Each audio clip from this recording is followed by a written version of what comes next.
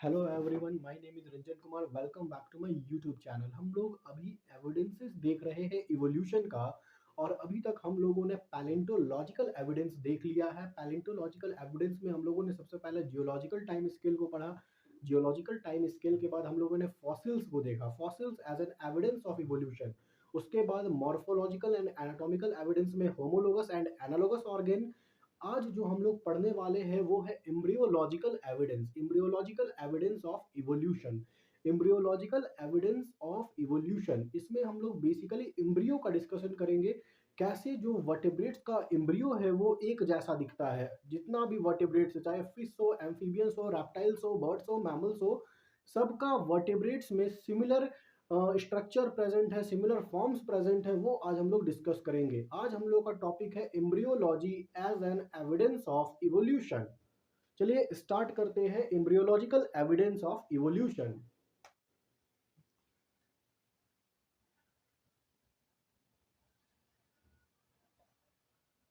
Embryological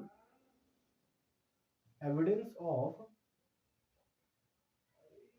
evolution, इस topic को हम लोग 5 हेडिंग्स के अंदर पढ़ते हैं। पहला हेडिंग जो है वो है resemblance among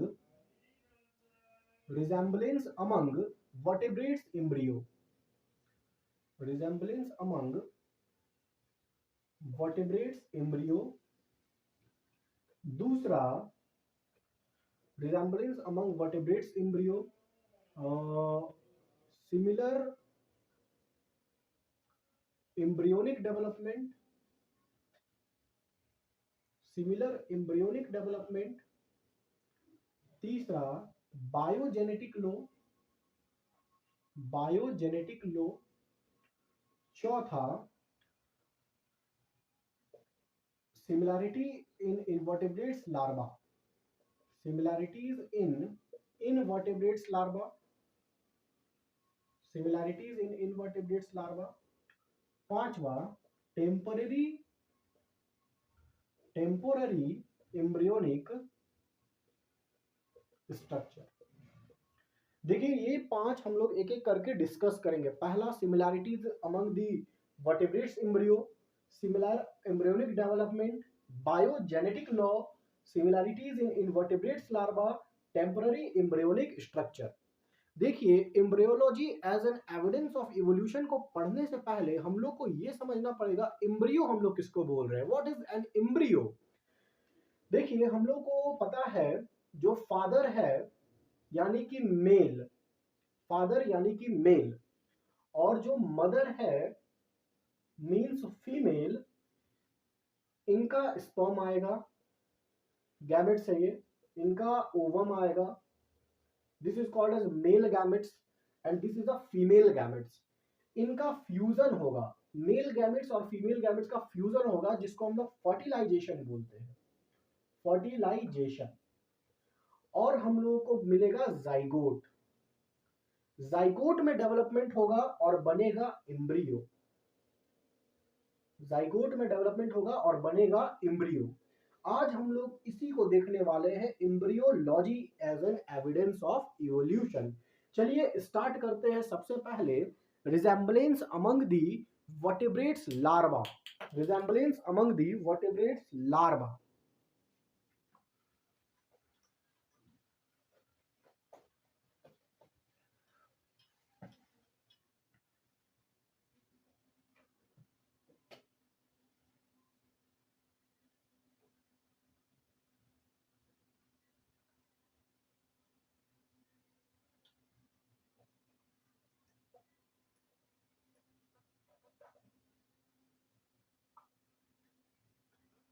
resemblance among the vertebrates embryo, sorry, है ना, resemblance among the vertebrates embryo. देखो अगर हम लोग कॉम्पेरेटिव स्टडी करें वर्टेब्रेट्स के एम्ब्रियो का, वर्टेब्रेट्स के एम्ब्रियो का मतलब फिश का एम्ब्रियो अगर हम लोग लेते हैं, सैलेमेंडर का एम्ब्रियो अगर हम लोग लेते हैं, सैलेमेंडर, टॉर्टोइज, चिक्स या ह्यूमंस।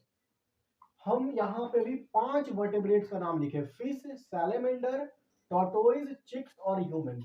अगर आप इनका एम्ब्रियो को देखेंगे तो आप देखेंगे कि फिश के एम्ब्रियो में जो एम्ब्रियोनिक स्ट्रक्चर प्रेजेंट है वही एम्ब्रियोनिक स्ट्रक्चर ह्यूमंस के भी एम्ब्रियो में प्रेजेंट है। वही एम्ब्रियोनिक स्ट्रक्चर सैलमेंडर में भी, वही एम्ब्रियोनिक टॉर्टोइज में भी, वही एम्ब्रियोनिक स्ट्रक्चर चिक्स में भी। ठीक है ना।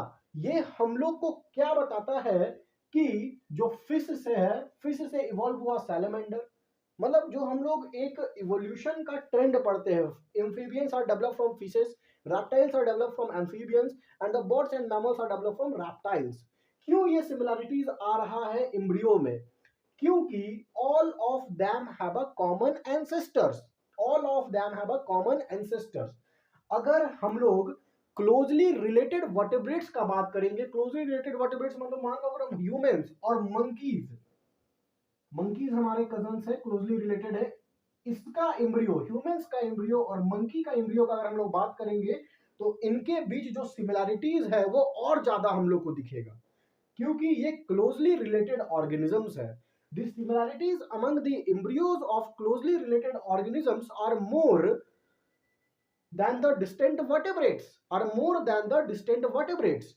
तो ये हम लोग को क्या बताता है कि जो रिजेम्बलेंस है वर्टिब्रेट्स एम्ब्रियो के बीच में, जो कि मतलब अलग अलग ग्रुप है ना, रेप्टाइल्स है, बर्ड्स है, मैमल्स है, सब all of them are vertebrates and all of them are originate from a common ancestors। This is one of the most important evidences of evolution। जो एम्ब्रियोलॉजी में सिमिलरिटीज आ जा रहा है, एम्ब्रियो एक जैसा दिख रहा है। ठीक है ना, होप आप लोगों को समझ आ रहा होगा। सारे एम्ब्रियो में गिल क्लेफ्ट प्रेजेंट है, टेल प्रेजेंट है। आप ह्यूमंस का एम्ब्रियो ले लीजिए, चाहे आप चिक्स का एम्ब्रियो ले लीजिए, चाहे टॉर्टोइज ले लीजिए, सबका जो एम्ब्रियोनिक स्ट्रक्चर है वो सेम है। ये हम लोगों को बताता है कि all of them have a common ancestors and all of them are closely related with one another. तो ये एक एविडेंस हुआ इवोल्यूशन का। दूसरा, ये तो फर्स्ट था resemblance among vertebrates embryo. Second, similarity इन एम्ब्रियोनिक डेवलपमेंट, सिमिलैरिटी इन एम्ब्रियोनिक डेवलपमेंट मतलब कि आप किसी भी वर्टेब्रेट्स का एम्ब्रियोनिक डेवलपमेंट को देखेंगे तो जो स्टेजेस अभी हम आपको बताने वाले हैं वो सारे वर्टेब्रेट्स में वही स्टेज आएगा। मान लो सबसे पहले एम्ब्रियो है, एम्ब्रियो आपको बता दिए क्या होता है, मेल का स्पर्म और फीमेल का ओवम दोनों फर्टिलाइज फ्यूज होता है, फर्टिलाइजेशन बोलते हैं, जाइगोट बनता है, जाइगोट में डेवलपमेंट होता है, उससे एम्ब्रियो बनता है। इस एम्ब्रियो में, है ना, एम्ब्रियो, चलो हम लोग जाइगोट को लेते हैं, एम्ब्रियो तो थोड़ा डेवलपमेंटल स्टेज हो गया, पहले तो जाइगोट ही रहता है ना। जाइगोट, जाइगोट में सबसे पहले होता है क्लीवेज, क्लीवेज, जाइगोट में क्या होगा, क्लीवेज होगा। ये सारे जितने भी आपको वर्टेब्रेट्स दिख रहे हैं, फिश, सालामांडर, टॉर्टोइज, चिक्स, ह्यूमंस, सब में ये कॉमन स्टेज आएगा, सब में कॉमन स्टेज आएगा। हम लोग वही पढ़ रहे हैं ना, सिमिलरिटीज इन एम्ब्रियोनिक डेवलपमेंट। जाइगोट में क्लीवेज होगा, क्लीवेज से जाइगोट में 8 या टू 16 सेल्ड स्टेज बनेगा, 8 टू 16 सेल्ड स्टेज बनेगा, जिसको हम लोग मॉड्यूला बोलते हैं। क्या बोलते हैं, मॉड्यूला। मॉड्यूला में फर्दर डेवलपमेंट होगा, बन जाएगा ब्लास्टुला। क्या बन जाएगा, ब्लास्टुला। ब्लास्टुला कुछ ऐसा दिखेगा।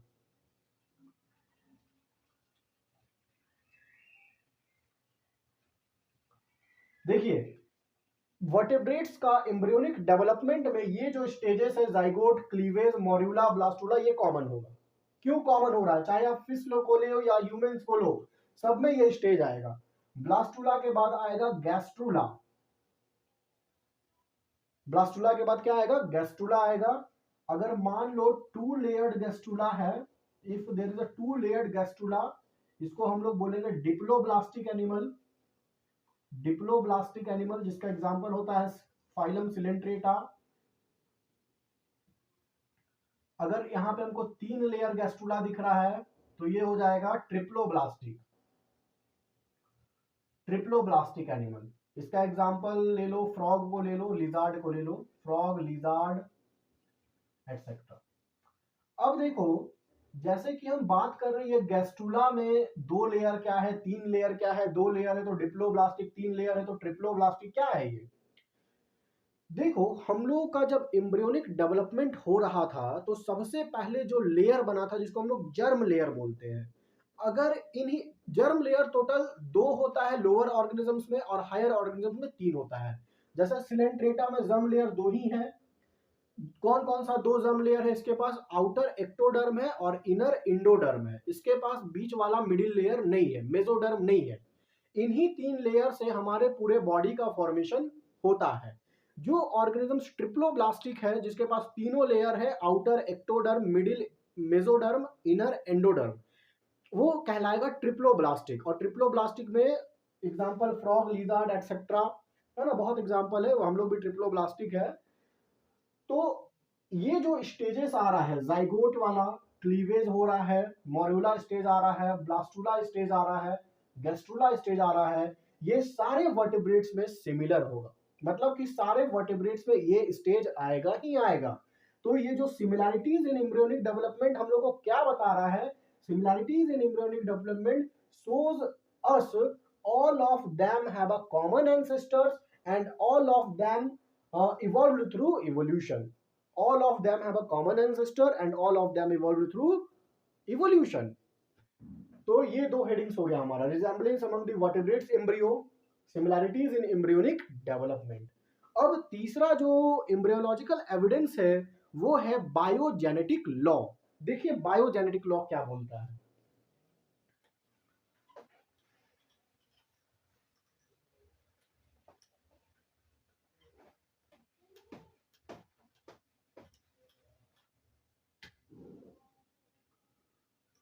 बायोजेनेटिक लॉ, सबसे पहले तो ये जो biogenetic law, it was proposed by Ernst Haeckel. Biogenetic law was proposed by Ernst Haeckel. Ernst Haeckel ने ये बायोजेनेटिक लॉ दिया था। बायोजेनेटिक लॉ हम लोग क्या बोलता है, क्या स्टेटमेंट है इसका? Ontogeny, ontogeny recapitulates phylogeny, ontogeny recapitulates phylogeny. देखिए ऑन्टोजेनी का मतलब होता है, ऑन्टोजेनी का मतलब होता है life history of an organism, या बोल सकते हैं हम लोग developmental sequence, developmental sequence of an organism, developmental sequence of an organism. Recapitulates मतलब होता है, रिकैप्चुलेट्स मतलब होता है रिपीट्स। और फाइलोजेनी, फाइलोजेनी, फाइलोजेनी का मतलब होता है इवोल्यूशनरी रिलेशनशिप, इवोल्यूशनरी रिलेशनशिप। आप लोगों को हो बायोजेनेटिक लॉ समझ आ रहा है। Biogenetic law was proposed by Ernst Haeckel. Ontogeny recapitulates phylogeny ये बोलता है। ऑन्टोजेनी मतलब developmental sequence of an organism, recapitulates मतलब रिपीट्स, और फाइलोजेनी मतलब इवोल्यूशनरी रिलेशनशिप। अगर हम लोग ह्यूमंस का फाइलोजेनी को देखें तो क्या दिखेगा हम लोग को? Phylogeny, humans phylogeny. अगर आप देखेंगे ह्यूमंस का फाइलोजेनी तो सबसे पहले पानी में लिविंग ऑर्गेनिजम्स आया था, फिश, मतलब पानी में ही लाइफ का ओरिजिन हुआ था, ये बोलना चाह रहे हैं। फिश नहीं आया था, इससे भी पहले और भी लोअर ऑर्गेनिजम्स थे, वो सब आया। हम लोग फाइलोजेनी ऑफ ह्यूमंस का बात कर रहे हैं। फाइलोजेनी ह्यूमंस का क्या है? फिश से बना एम्फीबियंस, ये जनरल ट्रेंड है ना, fish amphibians reptiles general trend है, यही हुआ था। फिश एम्फीबियंस रेप्टाइल्स, रेप्टाइल्स से मैमल्स, और मैमल्स में हम लोग ह्यूमंस। तो ये सबको पता है, ये हम लोग का फाइलोजेनी है। क्या है ये? हम लोग का फाइलोजेनी है। According to biogenetic law, ontogeny recapitulates phylogeny, means इसका मतलब क्या होगा? According to biogenetic law, during the embryonic development the embryo repeats its phylogeny. क्या बोल रहे हैं हम? According to biogenetic law, during the embryonic development the embryo repeats its phylogeny, means first the embryo shows some fish like features, some amphibians like features, some reptiles like features and so on।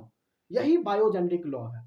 मतलब कि जो embryo है वो अपने developmental के समय अपना जो ऑन्टोजेनी है उसको रिपीट करता है। जैसे हम बोल रहे हैं ना, फिश से एम्फीबियंस आया, एम्फीबियंस से रेप्टाइल्स आया, रेप्टाइल से मैमल्स आया, उसी तरह बायोजेनेटिक लॉ क्या बोलता है कि जब हम लोग का एम्ब्रियोनिक डेवलपमेंट हो रहा था, यानी कि जब हम लोग अपने माँ के पेट में थे तो हम जो एम्ब्रियो, जब हम एम्ब्रियोनिक स्टेज में थे तो हमारा जो एम्ब्रियो है वो अपने ऑन्टोजेनी को रिपीट कर रहा था। मतलब कि वो पहले कुछ फिश के जैसा फीचर्स दिखाया, कुछ एम्फीबियंस के जैसा फीचर्स दिखाया, कुछ रेप्टाइल्स के जैसा फीचर्स दिखाया और मैमल्स के जैसा फीचर्स दिखाया और फिर हम लोग का जन्म हो गया। यही बायोजेनेटिक लॉ है। बायोजेनेटिक लॉ का सिंपल मीनिंग तो आपको ये देख लिया, ऑन्टोजेनी रिकैप्सुलेट्स फाइलोजेनी। इसमें हम एक लाइन लिख दे रहे हैं, according to biogenetic law during the embryonic development, during the embryonic development, the embryo first show some fish-like features, then amphibians-like features, and so on. Amphibians-like features and so on. यही है आपका biogenetic law that was proposed by Ernst Haeckel. इसके बाद देखेंगे ये जो embryological support for evolution जो कि अर्नस्ट हैकल दिया था, ये एक एग्जांपल देकर भी अपने लॉ को प्रूफ किया था। वो एग्जांपल हम लोग देखेंगे अर्नस्ट हैकल का। ये देख लेंगे आप लोग, इसको रब कर देते हैं, biogenetic law.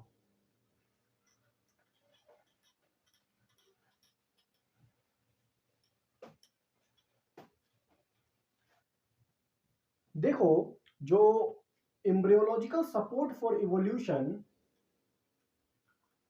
Embryological support for evolution was also proposed by Ernst Haeckel,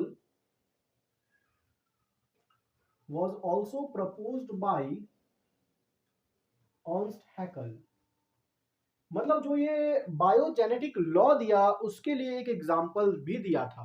मतलब जो एम्ब्रियोलॉजिकल सपोर्ट है इवोल्यूशन के लिए, उसको ये एक्सप्लेन किया था। क्या एक्सप्लेन किया था? जैसे अभी हम लोग पढ़ के आए कि जो भी वर्टेब्रेट्स है उसका एम्ब्रियो है वो अपने एम्ब्रियोज में सिमिलैरिटी शो करता है ना। मान लो कि जैसे हम बोल रहे हैं कि जितना भी एम्ब्रियो है वर्टेब्रेट्स का, सारे एम्ब्रियो में हम लोगों को गिल स्लिट्स दिखता है। क्या दिखता है? Gill slits. लेकिन क्या ये गिल स्लिट्स हम लोगों में अभी है? और है भी तो क्या फंक्शनल है? नहीं है ना। तो मतलब ये एग्जांपल दिया था अर्नस्ट हैकल। जैसे कि मान लो ये एम्ब्रियो हम बना रहे हैं चिक्स का, चिकन का embryo. Suppose that this is an embryo of chicken.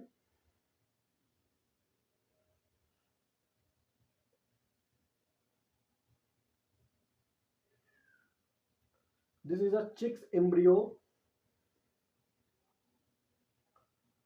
और ये जो हम एम्ब्रियो बना रहे हैं ये ह्यूमंस का बना रहे हैं। This is N humans embryo.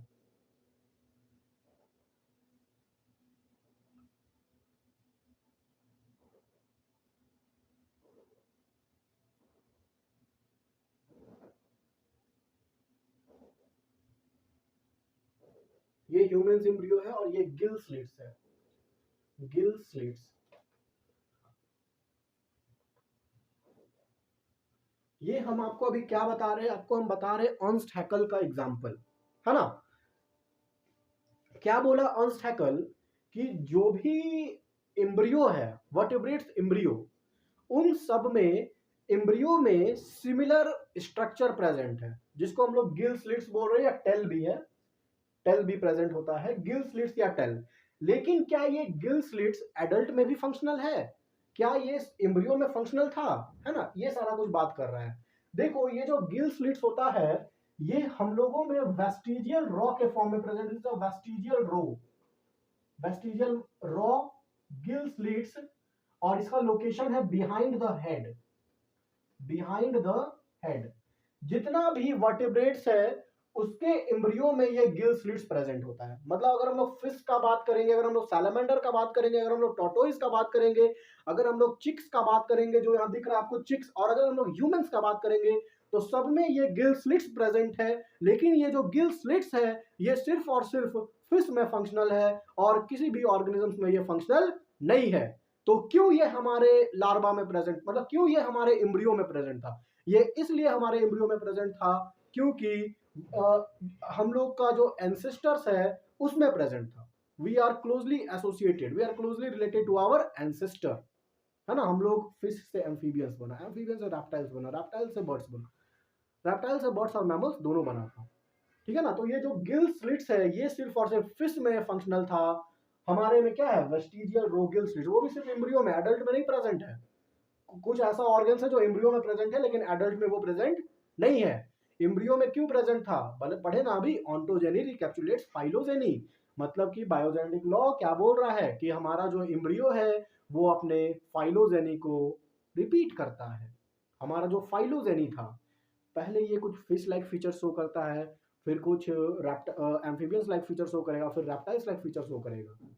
ये गिल्स है, मतलब ये किसका फीचर्स है, फिश का फीचर्स है ना, हमारे एम्ब्रियो में है, एडल्ट में नहीं है, क्योंकि हम लोग एडल्ट हो गए, हम लोग पानी में नहीं रहते, हम लोग गिल्स का जरूरत नहीं है। तो ये था आपका biogenetic law that was given by Ernst Haeckel. लेकिन ये लॉ को रिफ्यूट कर दिया था। This law was refuted by Ernst von Baer. ये आप लोग याद रखेंगे, साइंटिस्ट का नाम नीट में आएगा। refuted by Ernst von Baer, biogenetic law was refuted by Ernst von Boer, ठीक है ना। फिर से बोल दे रहे, biogenetic law was refuted by Ernst von Baer. देखो अब हम लोग जो ये सिमिलैरिटीज इतना बोल रहे हैं कि जो भी वर्टेब्रेट्स का एम्ब्रियो है वो सिमिलर है। वर्टेब्रेट्स का एम्ब्रियो क्या है, सिमिलर है, मतलब उसमें सिमिलर स्ट्रक्चर प्रेजेंट है, सिमिलर फॉर्म्स प्रेजेंट है। इसी तरह का कुछ एग्जाम्पल हम लोग को प्लांट्स में भी देखने के लिए मिलता है। जैसे कि मान लो अगर हम लोग किंगडम प्लांटी का क्लासिफिकेशन करना चाहे तो आप लोग को पता है किंगडम प्लांटी का क्लासिफिकेशन सबसे पहले एल्गी आता है जिसको हम लोग थैलोफाइटा बोलते हैं। एल्गी के बाद आता है ब्रायोफाइटा, ब्रायोफाइटा के बाद आता है टेरिडोफाइटा, टेरिडोफाइटा, टेरिडोफाइटा के बाद आता है जिम्नोस्पर्म, जिम्नोस्पर्म्स के बाद आता है एंजियोस्पर्म्स। हम लोग को प्लांट का क्लासिफिकेशन मालूम है ना। अगर आप लोग देखेंगे कि जो ब्रायोफाइटा या टेरिडोफाइटा है यानी कि mosses and ferns, mosses and ferns, ये जो मॉसेस एंड फर्न्स है ये ज्यादा इवॉल्व होगा एल्गी से, ये ज्यादा इवॉल्व होगा एल्गी से, मोर इवॉल्व देन एल्गी। अभी हम आप लोगों को क्या बताएंगे कि कैसे एल्गे से ब्रायोफाइट्स आया, ब्रायोफाइट से टेरिडोफाइट्स आया, टेरिडोफाइट से जिम्नोस्पर्म्स आया और जिम्नोस्पर्म से एंजियोस्पर्म्स आया। मतलब कि all of them are related, है ना। ये सब एक दूसरे से रिलेटेड है। जो कुछ ब्रायोफाइटा है कुछ इसका फीचर शो कर रहा है, टेरिडोफाइटा इसका फीचर शो कर रहा है, जिम्नोस्पर्म इसका फीचर शो कर रहा है। तो ये हम लोग को क्या बताता है, एविडेंस बताता है इवोल्यूशन का कि gymnosperms develop from the pteridophyta and pteridophyta develop from the bryophyta. ये हम लोग को एविडेंस बताता है इवोल्यूशन का। देखो हम लोग जनरली जो mosses and ferns, generally mosses and ferns are more evolved than the, more evolved than the algae, ऐसा माना जाता है। लेकिन एक स्ट्रक्चर होता है जिसका नाम है प्रोटोनेमा, प्रोटोनेमा जो मॉसेस में होता है, protonema of mosses resembles the green algae. कैसे रिजेंबल कर रहा है, protonema of mosses resembles the green algae. देखो मॉसेस है ना, वो ग्रीन एल्गी को रिजेंबल कर रहा है, मतलब कुछ एल्गे का फीचर शो कर रहा है, एल्गे के जैसा दिख रहा है। क्यों दिख रहा है, क्योंकि ब्रायोफाइट्सा और डेवलप, बायोफाइट्सा वो डेवलप फ्रॉम एल्गी, ब्रायोफाइटा वो डेवलप फ्रॉम थैलोफाइटा, है ना। यही आपको एविडेंस देता है इवोल्यूशन हुआ है। उसके बाद देखेंगे कि जो ब्रायोफाइटा और टेरिडोफाइटा इन दोनों का जो स्पर्म होता है वो होता है सिलिएटेड, मतलब स्पर्म्स में सीलिया प्रेजेंट है और इसको फर्टिलाइजेशन के लिए वाटर चाहिए। फर्टिलाइजेशन के लिए क्या चाहिए, वाटर चाहिए। जो ब्रायोफाइटा और टेरिडोफाइटा का स्पर्म है वो सिलिएटेड है और उसको फर्टिलाइजेशन के लिए वाटर चाहिए, है ना। उसी तरह आप लोग देखेंगे जिम्नोस्पर्म्स का दो मेंबर है, जिम्नोस्पर्म्स का दो मेंबर है जिसका नाम है जिंकगो और साइकेट्स। इसको हम लोग प्रिमिटिव टेरिडोफाइटा भी बोलते हैं, प्रिमिटिव टेरिडोफाइटा। इसका जो स्पर्म है वो भी सिलिएटेड होता है, इसका जो स्पर्म है वो भी सिलिएटेड होता है, मतलब स्पर्म में सिलिया प्रेजेंट है।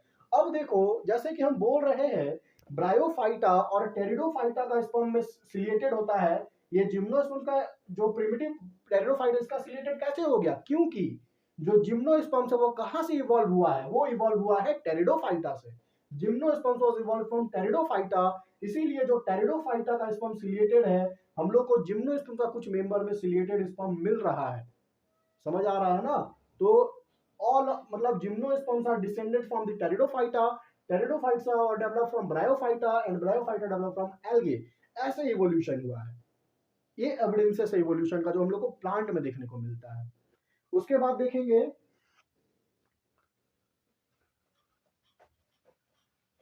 जो फोर्थ हेडिंग था हमारा, फोर्थ हेडिंग था हमारा resemblance among the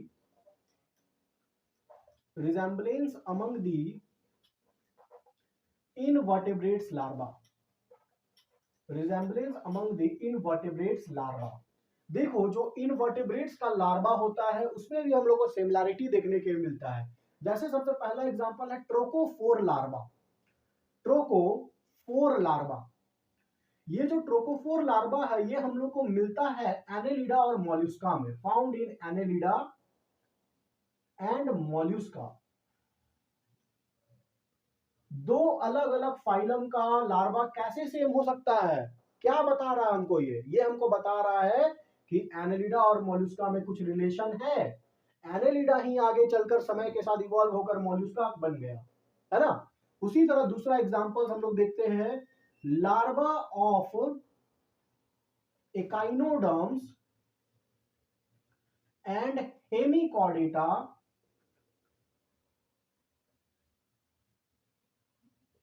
also show resemblance. इनका लार्वा भी सेम है, also show resemblance.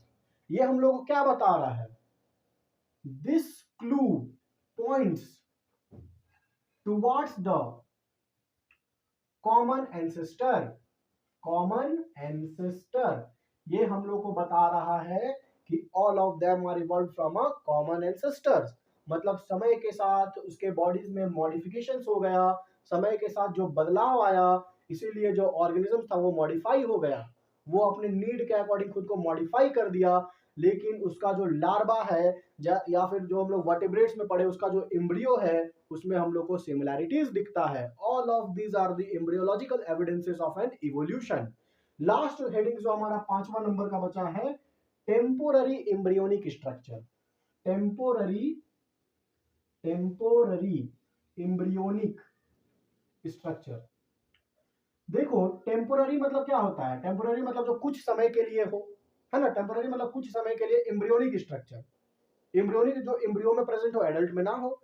Temporary embryonic structure का मतलब होता है ऐसा स्ट्रक्चर जो कि एम्ब्रियो में प्रेजेंट है लेकिन एडल्ट में वो एब्सेंट है। जैसे कि इसका सबसे पहला एग्जांपल हम लोग देखेंगे,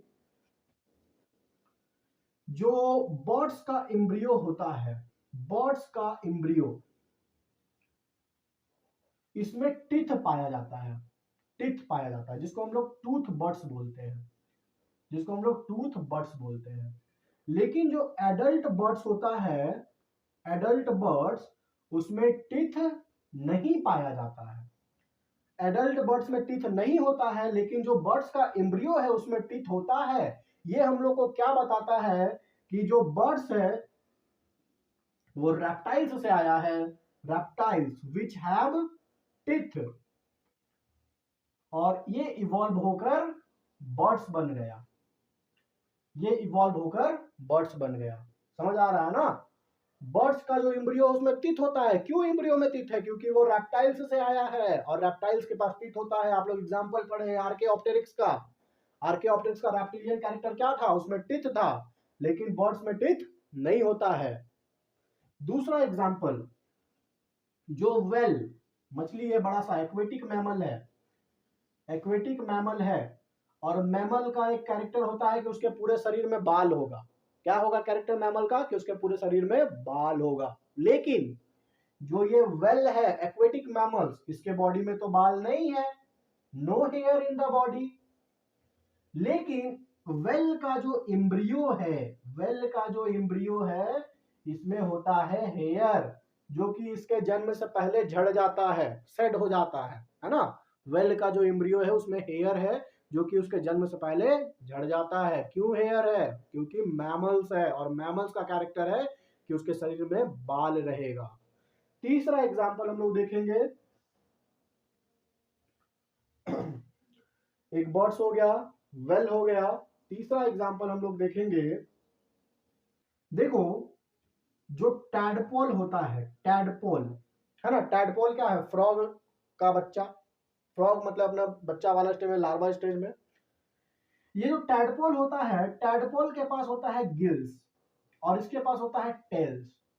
लेकिन जैसे ही ये एडल्ट फॉर्म में आता है, मतलब कि इसमें मेटामॉर्फोसिस हो जाता है, मेटामॉर्फोसिस हो जाता है, तो इसके पास जो भी गिल्स है और टेल्स है वो डिसअपियर हो जाता है, डिसअपियर हो जाता है। तो ये एम्ब्रियोनिक स्ट्रक्चर है, टेम्पोररी एम्ब्रियोनिक स्ट्रक्चर। मतलब कि वो सिर्फ एम्ब्रियो में प्रेजेंट होगा और एडल्ट में प्रेजेंट नहीं होगा। तो ये था आपका embryology as an evidence of evolution. Embryology as an evidence of evolution, इसमें हम लोग 5 चीज पढ़े। Resemblance among the invertebrates embryo, resemblance among the vertebrates embryo, resemblance among the invertebrates larva, similarities during the embryonic development, और हम लोग पढ़े temporary embryonic structure and biogenetic law. All these are very important for NEET and your board exam. Evolution is very important for your NEET and board exam. अगर आपको ये video पसंद आया होगा तो वीडियो को लाइक करें, चैनल को सब्सक्राइब करें। Thanks all.